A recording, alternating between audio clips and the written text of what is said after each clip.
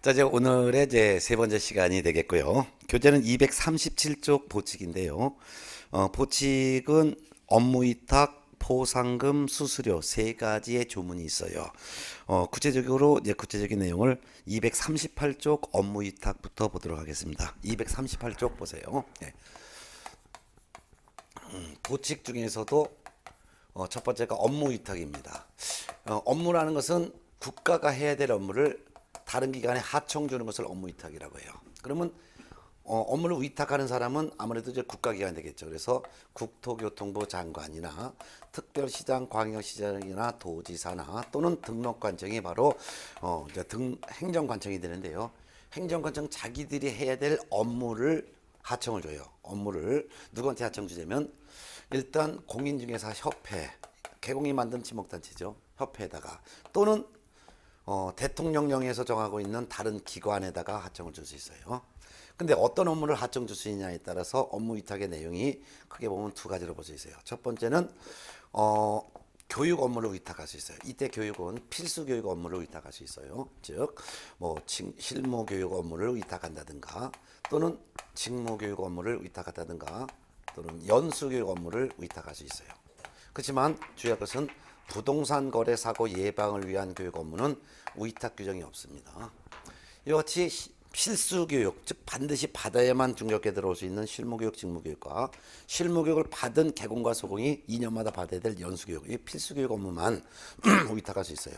실무교육 누가 실시합니까? 시도지사가 실시하죠. 그러니까 시도지사가 이 교육 실시하는 것을 하청을 줄 수 있는데 일단 협회에다가 하청을 줄 수도 있고 또는 다른 기관 중에서는 공기업도 있어요. 공기업. 그다음에 준정부 기관도 있습니다. 준정부 기관. 여기다가 위탁할 수 있고 그뿐만 아니라 부동산 학과가 개설되어 있는 대학, 즉 고등교육법에 따라서 설립되어 있는 부동산 학과가 개설되어 있는 학교인데 이 학교라는 것은 대학을 말하는 거예요. 대학. 이때 대학은 4년제 대학, 3년제 대학, 2년제 대학뿐만 아니라 방송통시대학 뭐 등 그 밖에도 요즘은 이제 상당히 이제 그 대학 중에서도 인터넷 대학이 많죠. 그래서 무슨 사이버 대학, 무슨 사이버 대학. 이같이 어느 대학이든 상관없이 부동산학과가 개설되어 있는 대학에도 교육 업무를 위탁할 수 있어요. 그럼 교육을 위탁받은 사람들은 기분이 좋죠. 왜냐면 교육을 대신 실시하고 교육비를 받으니까. 참고적으로 실무교육은 지금 현재 한 12만 원 내야지만 교육받을 거예요. 직무교육은 한 3만 원, 연수교육은 한 6만 원. 이걸 내야지만 교육을 받을 수 있을 거예요. 공짜로 교육받는 게 아니라 교육비 다 내셔야 돼요. 강사료들 봐줘야 되잖아요. 그래서 이런 것을 대신 이분들이 교육을 실시하고 교육비를 대신 받을 수 있는 거죠. 예. 자, 두 번째 업무 위탁이 바로 공인중개사 자격시험. 공인중개사 자격 시험에 대한 업무를 위탁할 수 있어요. 공인중개사 자격 시험 업무를 위탁한다는 것은 시험 공고하는 일 또는 출제위원을 임명 위촉하는 일 그리고 시험에 대한 합격자를 결정해서 공고하는 일, 시험 시행기관장이 하는 일에 업무를 위탁할 수 있어요. 그럼 공인중개사 자격시험 업무는 시험 시행기관장이 시험 업무를 하는데 시험 시행기관장은 두 종류가 있죠. 원칙은 누구? 특별시장, 광역시장, 도지사가 시험 시행기관장이죠. 그런데 다만 국토교통부 장관은 사전에 공인중개사 정책심의위원회 의결을 거쳐서 국토교통부 장관이 직접 시험을 시행을 할 수 있죠. 국토교통부 장관이 직접 시험을 시행할 때는 시험 시행기관장은 국토교통부 장관이죠. 이같이 시도지사가 시험을 시행할 때는 시도지사가 시험 시행기관장이고 장관이 직접 시험을 시행할 때는 장관이 시험 시행기관장인데 시험 시행하는 업무인 시험 공고하고 또한 출제를 임명 위촉하고 고사장 빌리고 합격자를 결정해서 공고하는 일을 위탁할 수 있어요. 누구한테 위탁할 수 있냐면은 여기 협회, 공기업, 준정비관 여기다가 그대로 위탁을 할 수가 있어요. 예. 그렇지만 부동산학과가 개설되어 있는 대학, 지금 학교에는 공인중개사 시험 업무를 위탁할 수가 없죠. 만일 부동산학과가 개설된 대학에다가 시험 업무를 위탁한다면 그 대학교 교수가 그 자기네들 학생에게 유리하게 문제를 출제할 수 있기 때문이죠. 그러면은 시험 업무를 위탁을 받을 수 있는 사람은 대학을 뺀 나머지 협회, 공기업, 준정부기관이다. 그렇지만 교육 업무는 협회, 공기업, 준정부기관뿐만 아니라 부동산학과가 개설되어 있는 대학도 교육 업무는 위탁받을 수 있다. 이렇게 알아두면 되겠습니다. 예. 자, 그다음에 이제 두 번째가 이제 포상금 규정인데요. 시험은 이 포상금 규정에서 문제를 출제하게 됩니다. 그래서 한 문제가 꼭 여기서 나와요. 네. 그래서 포상금에 대한 내용은 239쪽에 있는데 포상금은 등록관청이 지급합니다. 포상금을 등록관청이 지급하는데 누구한테 지급하냐면은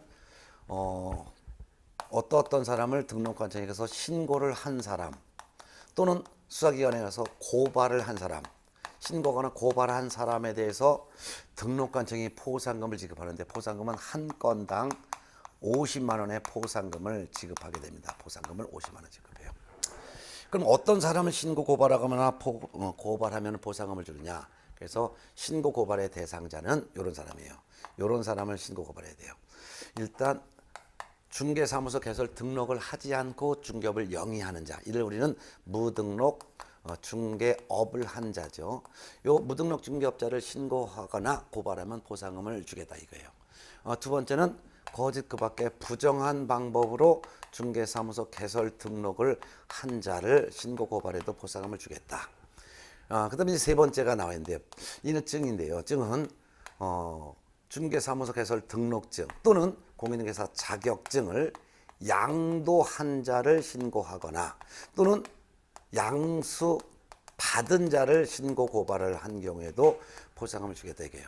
요 세 종류에 해당하는 사람은 신고 고발했을 때만 포상금을 주겠다 이거예요. 그렇다면 요 세 사람이 아니라 만일 중개 의뢰인과 직접 거래한 우위법 중개를 한 개공을 신고 고발했다든가 이런 사람은 신고 고발 대상자가 아니기 때문에 신고 고발에도 포상금 주지 않습니다. 따라서 중개 의뢰인과 직접 거래를 했거나 거래 당사자 쌍방을 대냈거나 법정 보수를 초과해서 금품을 받은 개업공인에 대해서 신고 고발했다. 포상금 주지 않는다 이거죠.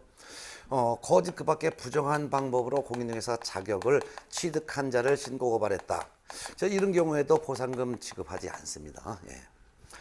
그럼 이런 사람은 신고 고발을 하면 이제 포상금을 누가 주느냐? 등록관청이 준다는 거예요. 물론 신고는 등록관청에 가서 신고하는 것이고 고발은 수사기관인 경찰청 또는 검찰청에 가서 고발을 했지만 신고 고발을 어디 가서 신고하고 고발했건 간에 등록관청이 포상금을 지급한다는 것을 알아두셔야 돼요. 네.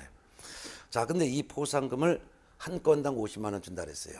근데 등록관청이 포상금을 줄 돈이 부족할까봐 포상금 지급에 소요되는 비용 중 일부를 국고에서 보조할 수 있어요. 국고에서 보조하는데 이 국고에서 보조인데 일부를 보조한다는 거예요. 일부. 그럼 한 건당 50만 원을 등록관청이 주는데 일부니까 50만 원 한 건당 다 보조한다는 게 아니죠. 그래서 일부니까 한 건당 100분의 50 범위 내에서 그러니까 한 건당 25만 원 범위 내에서 국고에서 보조한다는 거예요. 일부지 전부를 보조한다는 이런 표현이 나오면 틀리다는 것을 유념하셔야 합니다. 전부를 보조할 수 있다? 아니에요. 일부. 또한 보조는 국고에서 보조하는 거예요. 국고에서 보조하는 거지 이걸 협회에서 보조할 수 있다는 이런 표현이 나와도 틀리다는 것을 유념하셔야죠. 네. 자, 그럼 이런 사람을 신고 고발하면 무조건 포상금을 주느냐? 아니에요. 이런 사람을 신고 고발할 때 언제 신고 고발하냐? 이런 사람들이 행정기관에 의해서 발각되기 전에 신고하거나 또는 고발을 해야지만 포상금 주는 거예요. 이미 발각돼서 처벌받으려고 재판받고 있는 사람을 신고 고발하면 안 되겠죠. 그래서 발각되기 전에 신고 고발해야 돼요. 그리고 뿐만 아니라 이 신고 고발 받은 이런 신고 고발 대상자가 검사가 이제 수사를 해가지고 검사가 공소를 제기하거나 또는 기소유예 결정을 해야지만 포상금을 주는 거예요. 공소 제기했다는 것은 검사가 조사해 봤더니 이 사람들이 이런 행위한 것이 맞더라 이거예요. 그래서 재판에 회부하는 것을 공소제기라고 하고 공소제기를 줄여서는 두 글자로 기소라고도 해요. 기소했으니까 재판을 받았겠죠. 재판을 결과 유죄 선고를 받았건 또는 무죄 선고를 받았건 공소 제기했으면은 포상금을 지급하는 거예요. 특히 공소 제기하지 않았다는 말이 없이 이와 같이 신고 고발 대상자에 대해서 형사 판결에서 무죄 판결을 받았다라는 말이 나오면 무죄 판결을 받았다는 것은 공소 제기가 되어 있다는 것을 전제로 한 문제이기 때문에 무죄 판결을 받았다 하더라도 포상금을 지급한다라는 거 알아두세요. 그런데 공소 제기하지 않고 기소유예 결정을 해도 지급합니다. 기소유예 결정이라는 것은 재판에 회부하는 것을 잠시 보류하는 결정했다는 거죠. 그렇지만 중요한 것은 무혐의 처분했어요. 무혐의 처분. 검사가 무혐의 처분했다는 것은 혐의가 없다는 거죠. 이럴 때는 보상금을 지급하지 않습니다. 예. 특히 검사가 공소 제기하거나 또는 기소유예 결정을 하면은 주는 거니까 둘 중에 하나만 해도 준다 이거예요. 그러니까 반드시 공소 제기해야지만 보상금 지급한다 드리는 거예요. 공소 제기해도 지급하고 공소 제기하지 않고 검사가 기소유예 결정만 해도 보상금을 지급한다라는 거 꼭 알아두셔야 합니다. 네. 자, 이렇게 보셨어요. 그럼 보상금을 받으려면 어떻게 했냐? 일단 신고 고발부터 했겠죠. 신고 고발부터 하고 그 다음에 신고 고발한 사람이 별도로 등록관청에 포상금을 달라고 포상금 지급 신청을 하는 거예요. 그래서 제일 먼저는 신고 고발부터 하고 두 번째는 포상금 달라고 등록관청에 포상금 지급 신청을 하는 거예요. 포상금 지급 신청을 받으면 등록관청이 신고 고발한 사람한테 50만 원의 포상금을 주겠죠. 근데 보상금 달라는 지급 신청을 받아서 해서 바로 돈 주는 것은 아니고 보상금 지급 신청을 받은 등록관청은 과연 이 사람들이 행정기관에 발각되기 전에 신고 고발했는지 이것도 확인하고 발각되기 전에 신고 고발했는데 검사가 공소 제기했는지 또는 그렇지 않고 기소유예 결정을 했는지 이거를 조회해요. 조회하고 본인 건 발각 전에 신고 고발한 것도 맞고 검사가 공소 제기했거나 또는 기소유예 결정을 한 것이 확인되면은 보상금 지급하겠다라고 결정을 하는 거예요. 보상금 지급 결정을 하고 나서 한 달 이내에 보상금을 지급하는 거죠. 얼마를? 50만 원을.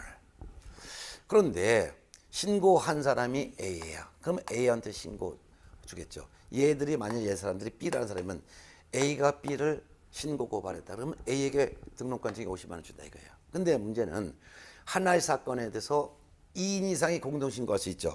예를 들면은 B가 무등록 중개업을 했어요라는 사실을 A뿐만 아니라 C, D 이렇게 세 명이 같이 신고할 수도 있잖아요. 공동 신고라 이걸 갖다 우리는 공동 신고.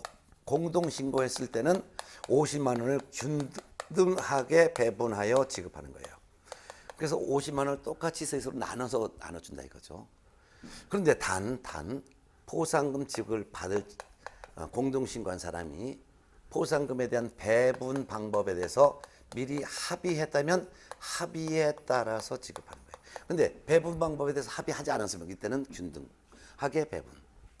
그런데 요 사람이 무등록 중개업을 했어요라는 사실을 A가 제일 먼저 신고했어요.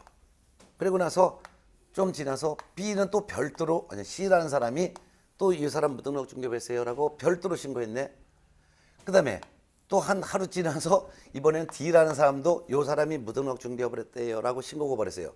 이렇게 각자 신고한 거죠. 이게 각자 신고한 거예요. 각자 신고했단 말이에요. 각자 신고. 이를 우리는 하나의 사건에 대해서 2건 이상의 신고 또는 고발이 접수했다 이거예요. 이럴 때는 최초로 신고한 자에게 최초 신고한 자에게만 포상금 줘요. 최초 신고한 사람 A에게만 포상금을 지급하는 거죠. 네, 이런 내용도 같이 좀 알아두셔야 될 것 같습니다. 네. 이 포상금에 대해서는 서술형의 문제가 나오거나 또는 계산형의 문제가 출제가 되니까 계산형의 문제도 대비하셔야 돼요. 그 다음에 242쪽 행정수수료라고 있습니다. 보칙 중에서 행정수수료. 요거는 증을 받기 위해서 미리 돈을 내는 거예요. 그 중에서 얼마를 내야 될지 결정하는 사람이 좀 다릅니다. 그래서 세 번째 행정수수료. 이건 납부하는 수수료예요. 납부하는 수수료. 네. 이거는 당의 지방자치단체 조례에서 결정을 해요. 얼마를 납부하세요라고 조례에서 결정하는 수수료가 있어요. 이거 수수료 납부하는 경우는 전부 다 증을 받기 위해서 미리 내는 거예요. 그러면 어떤 경우가 얼마 내라고 조례에서 결정하냐? 일단 시도지사가 시행하는 시험에 응시하는 사람, 시험에 응시. 공인중개사 자격 시험은 원칙적으로 시도지사가 시행하죠. 그러니까 시도지사가 시행하는 시험에 응시하는 자. 이때는 시도 조례에서 정하는 수수료 납부해야죠. 이때 내요. 근데 나중에 합격했어요. 합격하면 자격증 교부받죠. 이 자격증 처음 교부받을 때는 이때는 수수료를 낼까요? 안 낼까요? 안 내죠. 왜? 이 응시할 때 이미 수수료 냈으니까 합격하면 무조건 주는 거예요. 근데 이 자격증을 잃어버리거나 못 쓰게 돼서 이 자격증을 어떻게 해요? 다시 주세요라고 재교부 신청을 할 때, 이 재교부 신청할 때는 이때는 역시 시도조례에서 정하는 수를 또 내는 거죠. 자, 그다음에 이제 중개사무소 개설 등록을 신청하는 사람은 등록 신청할 때 당해 지자체 조례가 정하는 수수료를 납부해야 돼요. 이때 당해 지자체 조례가 정하는 수수료란 등록 신청은 사무소를 두려는 지역을 관할하는 시군구에 등록 신청하죠. 그러니까 시군 자치구 조례에서 정하는 수수료를 납부하는 거죠. 근데 시험에 등록을 신청했어요. 등록 신청할 때 돈 냈어요. 근데 나중에 보증을 설정했습니다. 보증을 설정하여 보증 설정에 따라서 나중에 이제 설정 시군. 그래서 등록 신청하여 등록이 됐어요. 등록이 된 다음에 이제 업무를 개시하기 전에 보증을 설정해야 되죠. 보증 설정해서 신고합니다. 보증 설정에 따라서 신고만 하면 그때서야 등록증을 교부해줘요. 이 등록증을 교부받을 때는 수수료 내지를 않지요. 왜? 이미 등록 신청할 때 수수료를 미리 냈으니까 등록증 교부받을 때는 수수료를 또 내지 않는다 이거죠. 그렇지만 이 등록증을 잃어버리거나 못 쓰게 됐어요. 그래서 이 등록증을, 이 중개사무소 등록증을 다시 발급받고자 재교부 신청을 할 때, 이때는 시군 자치구 조례에서 정한 수를 또 내야 되겠죠. 이런 거예요. 그뿐만 아니라 여기다가 또 네가 또 있어요. 네 번째, 다섯 번째, 법계공이 분사무소를 설치를 했으면 분사무소 설치 신고해야 되겠죠. 분사무소 설치 신고할 때는 내요. 주된 사무소 시군구의 조례에서 정하는 수를 냅니다. 그렇지만 분사무소 설치 신고 필증을 받죠. 분사무소 설치 신고 필증을 교부받을 때 이때는 납부하지를 않죠. 왜? 이미 분사무소 설치 신고할 때 미리 돈을 냈으니까. 그래서 신고 필증 교부받을 때 내지 않아요. 그렇지만 이 신고 필증을 잃어버리거나 못 쓰게 돼서 다시 신고 필증을 다시 주세요라는 재교부 신청할 때 이때는 주된 사무소 시군 자치구 조례에서 정하는 수를 내야 되겠죠. 이게 바로 이제 6가지가 기본적으로 수수를 내야 되는 조례가 정하는 수를 납부하는 그런 경우니까 외워두셔야 돼요. 그러면 여기서 보면은 처음 시험에 응시할 때, 그다음에 처음 등록 신청할 때, 분사무소 설치 신고할 때 내는구나. 그리고 미리 돈을 냈으니까 처음 교부받을 때는 안 내는구나. 처음 교부받을 때는 안 내는구나. 그렇지만 잃어버려서 못 쓰게 돼서 다시 주세요라고 재교부 신청할 때 이때는 내는구나. 이렇게 일단 개념을 잡으세요. 네. 자, 이거 외에 추가로 하나 더 있는데 중개사무소를 관할지역 외로 이전할 수 있죠. 관할구역 외로 사무소를 이전하여 신고할 때 이때는 종전의 등록증 반납하고 새로운 등록증 교체받아야죠. 그러니까 이때는 등록증 재교부를 받아야 되니까 등록증 재교부회를 받아야 되니까 이때는 수수료를 납부해야 된다는 거죠. 요것만 추가로 알아두면 총 7가지가 됩니다. 그 외에는 수수료 납부하지 않습니다. 그래서 이런 경우 내지 않아요. 예를 들면 뭐 증을 받을 게 아니니까 예를 들면은 고용신고한다. 고용신고한다 해서 등록증 받는 거 아니잖아요. 그러니까 수수료 내지 않아요. 고용관계가 종료돼서 고용관계 종료됐습니다라고 신고한다. 이때도 수수료를 내지 않겠죠. 예. 뭐 등록증 받는 게 아니니까. 또한 휴업 신고한다. 휴업 신고할 때는 오히려 등록증 반납하죠. 폐업 신고한다든가 또는 재개 신고한다든가 이런 경우에는 내지 않는다는 것도 알아두면 좋겠네요. 예. 자, 이 행정 수수료는 조례에서 결정하는 수를 납부하는 경우가 이렇게 있다는 것은 시험에 2년에 한 번씩 꼭 나오니까 꼭 알아두셔요. 그런데 참고적으로 조례에서 정하는 것이 아니라 국토교통부 장관이 결정하여 이 돈을 내야 되는 경우가 있죠. 어떤 경우가 있을까요? 본래 공인중개사 자격 시험은 누가 시행한다 했어요? 시도지사가 시행한다 했잖아요. 그런데 사전에 공인중개사 정책심의위원회 심의를 거쳐 국토교통부 장관이 직접 시험을 시행할 수 있죠. 국토교통부 장관이 시행하는 시험에 응시할 때는 이때는 국토교통부 장관이 결정하여 공고하는 수수료를 납부하는 경우도 있습니다. 그 다음에 이제 마지막 세 번째는 업무를 위탁받은 자가 결정하여 공고한 수수료를 납부하는 경우도 있어요. 어떤 경우냐? 아까 업무 위탁했었잖아요. 교육 업무를 위탁했다든가 또는 시험 업무를 위탁했다면 업무를 위탁받은 사람은 업무 하청받은 거잖아요. 그러니까 교육 업무를 위탁받은 사람은 교육받은 위탁 받은 사람이 교육받으러 오는 사람으로부터 이렇게 교육비를 받고 시험 업무를 위탁받았다면 시험 업무를 위탁받은 기관 단체가 응시수 수료를 받는 거예요. 이때 교육비를 얼마를 받을지 또한 시험 업무를 위탁받은 시험시 기관장으로 위탁을 받은 이와 같이 협회 공기업 준정비관은 응시수를 얼마 받을지를 업무를 위탁받은 사람이 결정하도록 되어 있어요. 다만 업무를 위탁한 자의 사전 승인은 얻어야 된다는 거. 이 정도만 기억해 두면 될 것 같네요. 자, 그다음에 이제 244쪽이 이제 협회인데요. 협회에서도 해마다 한두 문제 정도는 출제가 돼요. 그래서 협회에 대한 내용도 한번 정리합니다. 협회. 자, 협회를 볼까요? 교재는 바로 이제 넘어가서 245페이지로 넘어갈게요. 예. 자, 공인중개사 협회인데요. 줄여서는 제가 그냥 협회라고 합니다. 그리고 시험도 협회 이렇게 나오게 돼요. 개공이 만든 친목단체도 지금 현재 협회가 2개가 있죠. 한국공인중개사협회도 있고 세대한 공인중개사협회도 있습니다. 2개의 협회가 지금 현재 만들어져 있어요. 자, 근데 이 협회는 개공이 만든 친목단체인데 개공 중에서도 개인인 개업공인중개사가 만든 단체가 바로 협회가 되는 거예요. 왜냐면 만나서 대화를 할 수 있는 사람은 공개공, 부개공만 가능해요. 그렇기 때문에 법인인 개업공인중개사는 협회를 설립할 수가 없는 거죠. 자, 근데 이 개인인 개공은 공인중개사 협회라는 단체를 설립을 할 수가 있습니다. 설립을 할 의무 없지만 할 수는 있다 이거죠. 왜? 이러한 개공 등의 자질 향상을 좀 위해서 이들의 품위를 좀 더 유지하기 위해서 또한 중개업에 관련된 제도를 좀 더 개선하기 위해서 또는 중개 업무를 좀 더 효율적으로 수행할 목적으로 이 같은 공인중개사 협회라는 단체를 만들 수 있다 이거죠. 이거 목적상은 안 외우셔도 돼요. 그냥 개인 개공만 협회를 설립할 수 있고 법 개공은 설립할 수 없다는 거예요. 근데 협회는 개공이 만든 지목단체인데 법인으로 한다 해놨어요. 법인. 협회는 법인으로 한다. 법인으로 한다는 말은 협회는 설립 등기가 되어야지만 협회로 인정하겠다 그 말이죠. 근데 이때 법인은 법인인데 성격이 그 영리 목적이 아니에요. 그래서 비영리 목적의 사단법인의 성격을 갖고 있는 거죠. 사단법인의 성격을 갖고 있다. 이런 거죠.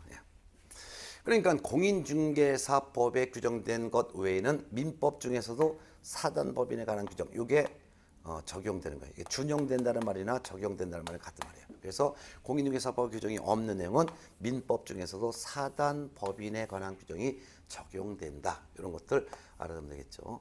그럼 협회는 법인으로 한다기 때문에 법인은 등기가 돼야 되는 거예요. 그러면 협회가 만들어지는 과정이 4단계의 과정이 있습니다. 그게 아주 중요해요. 그래서 협회 설립 절차를 꼭 기억해 두셔야 돼요. 협회가 설립되는 절차는 4단계예요. 첫 번째는 발기인이 모여서 정관을 작성합니다. 이때 발기인 숫자는 300인 이상이 발기인 모임에 대해서 회칙을 만드는 거예요. 이게 첫 번째예요. 두 번째는 창립총회를 갖춰야 돼요. 창립총회는 600명 이상의 개공이 회원이 되어 참석을 해야 돼요. 그리고 이 정관에 대해서 과반수의 동의를 얻어야 돼요. 과반수의 동의. 이 정관이라는 회칙에 대해 동의를 얻어야 된다는 거죠. 근데 창립총회는 총 600명 이상이 모여야 되는데 그 중에서 서울에 있는 개공 숫자는 100인 이상이 되고 서울을 제외한 나머지 광역시와 각 도에서는 각각 20인 이상의 개공이라는 회원이 창립총회에 참석을 해서 그리고 전체 숫자는 600명 이상이 돼. 그리고 과반수의 동의를 얻어야 돼요. 무슨 동의? 정관에 대한 동의를 얻어야 된다. 이제 그런 다음에 이제 국토교통부 장관한테 가서 설립 인가를 신청을 해요. 그러면 국토교통부 장관이 설립 인가를 해줘요. 설립 인가를 받으면 인가증을 주겠죠. 네. 인가를 받은 다음에 이 설립 인가증을 등기소에 제출해서 소유권 등기소에 제출해서 소유권이 아니라 설립 등기하는 거예요. 설립 등기를 하는 거예요. 설립 등기를 등기소에 하는 거예요. 등기소에서. 그럼 설립 등기함으로써 그때서 협회가 성립되는 거죠. 협회는 아까 법인이라고 했었죠. 그러니까 협회는 설립 등기해야지만 성립되는 거죠. 특히 인가를 받음으로써 협회가 성립하는 것이 아니라 등기를 함으로써 협회가 성립된다는 걸 꼭 구분하시고, 국토교통부 장관의 인가를 얻는 것이지, 인가를 받는 것이지 승인을 받는다든가 또는 허가를 받은 다음에 설립 등기한다 하면 드리는 거예요. 인가를 받는다는 거 꼭 기억을 해 두셔야 할 사항입니다. 예. 이런 이제 설립 과정에 대해서는 시험에 아주 잘 나오니까 꼭 알아두셔야 될 거예요. 예. 그다음에 이제 교재 246페이지 협회 조직이 있어요. 이 협회 조직에도 별표 해놓으세요. 시험에 꼭 나와요. 협회 조직은 크게 보면은 이렇게 되는 거죠. 협회 조직은 일단 주된 사무소가 있겠죠. 주된 사무소. 그리고 그 밑에 지부, 또 지부 밑에 또 지회, 이렇게 이제 이렇게 조직이 이루어져요. 근데 주된 사무소는 반드시 있어야 되는 거예요. 그것도 반드시 있어야지만 되는 거예요. 근데 주된 사무소를 어디에 두건 제한은 없어요. 그래서 서울에 주된 사무소를 두건 부산에 두건 제한이 없다 이거죠.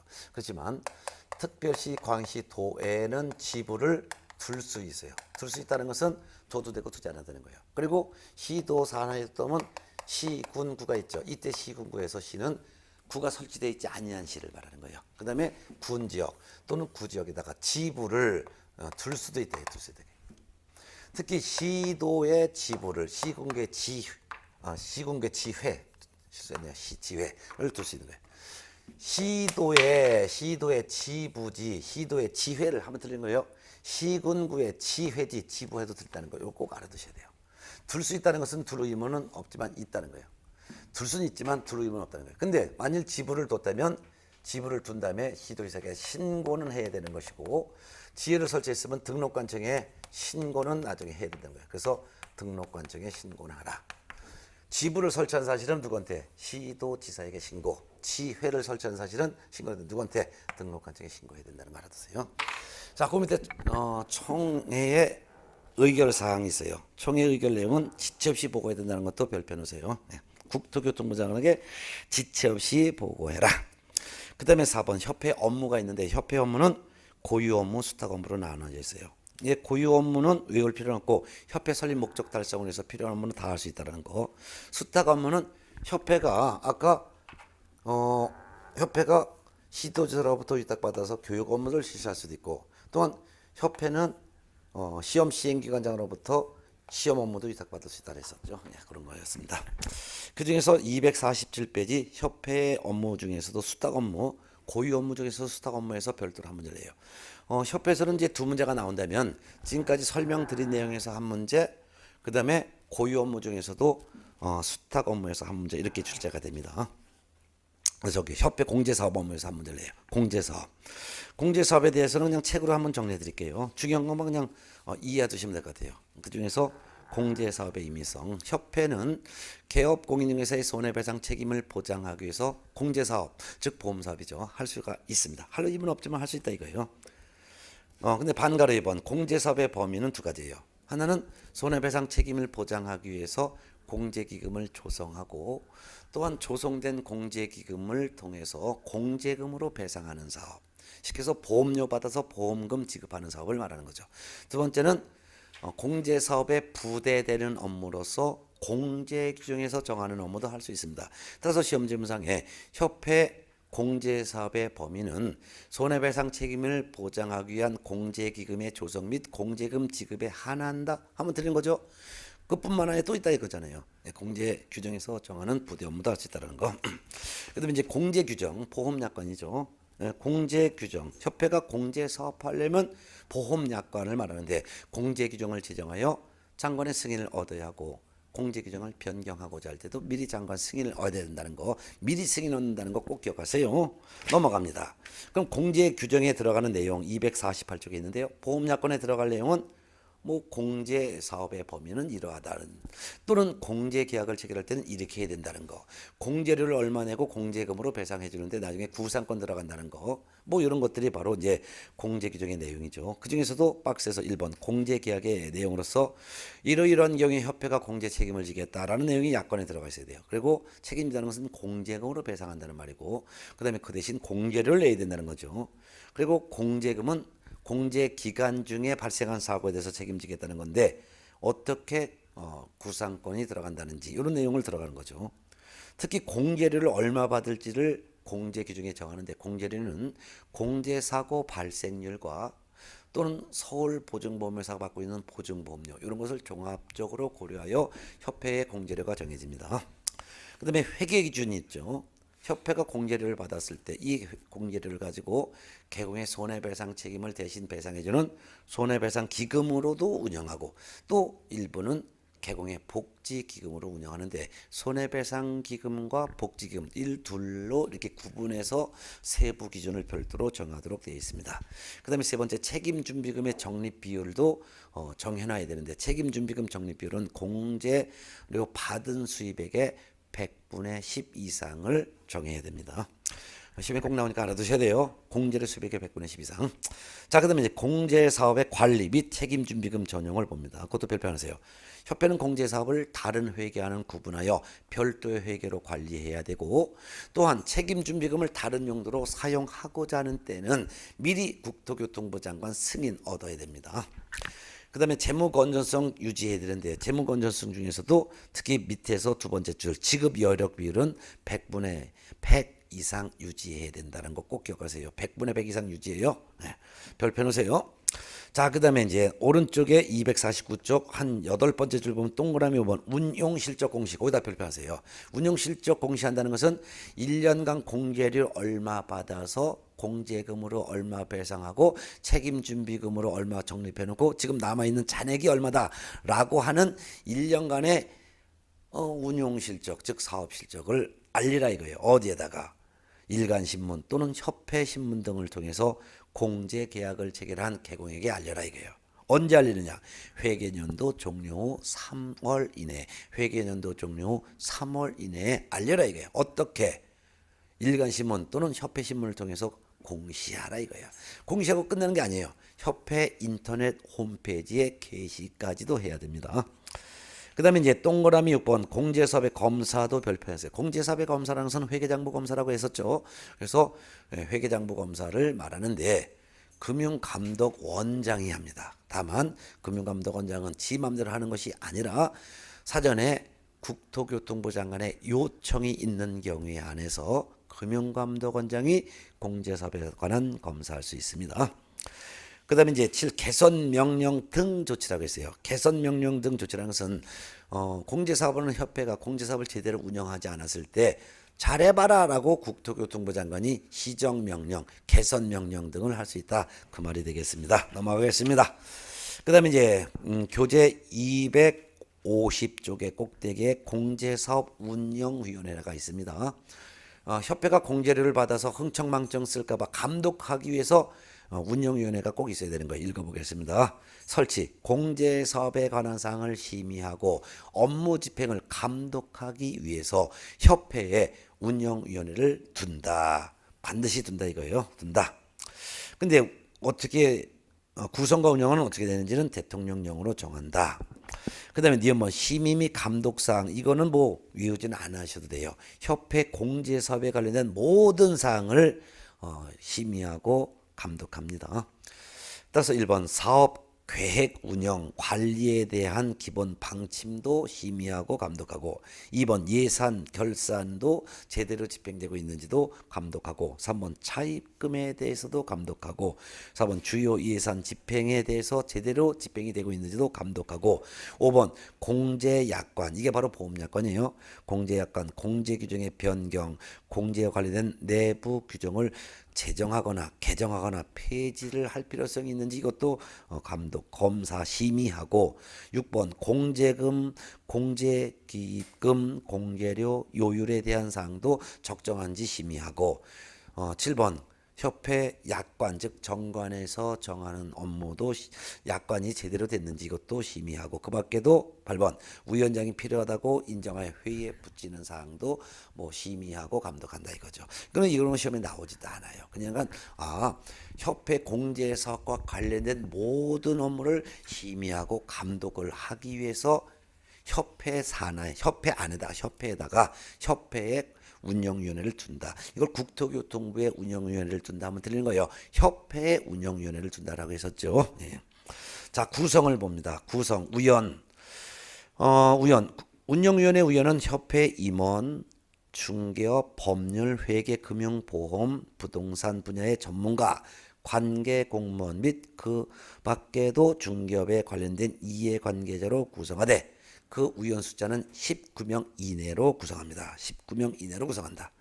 근데 19명 이내 위원회 그 직종이 보니까 협회 임원, 협회 회장, 뭐 부동산 분야의 전문가, 뭐 법률 분야 전문가, 공제 분야의 전문가, 보험 분야의 전문가, 뭐 공무원 여러 종류의 사람으로 구성되어 있다 이거예요. 이 경우 운영위원회는 성별을 고려하여 다음 각고의 사람으로 구성되는데 이 경우 협회 회장 및 협회 이사회가 협회 임원 중에서 선임하는 사람에 해당하는 위원 숫자는 전체 위원 숫자의 3분의 1 미만으로 한다. 3분의 1 미만으로 한다. 하는 거.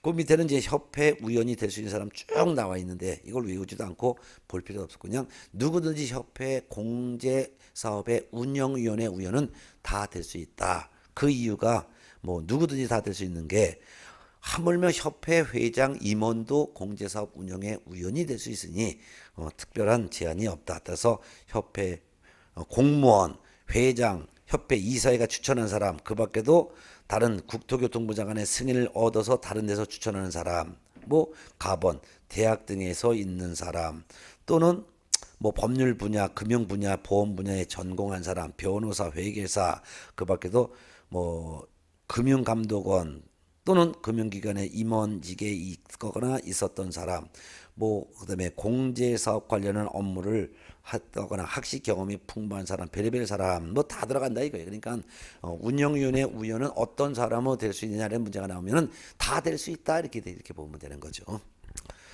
자, 그다음에 이제 교재 251쪽 그 중에서 B번 위원회 임기는 2년으로 하되 1회 하나여 연임할 수 있다는 것은 꼭 기억해 두세요. 예.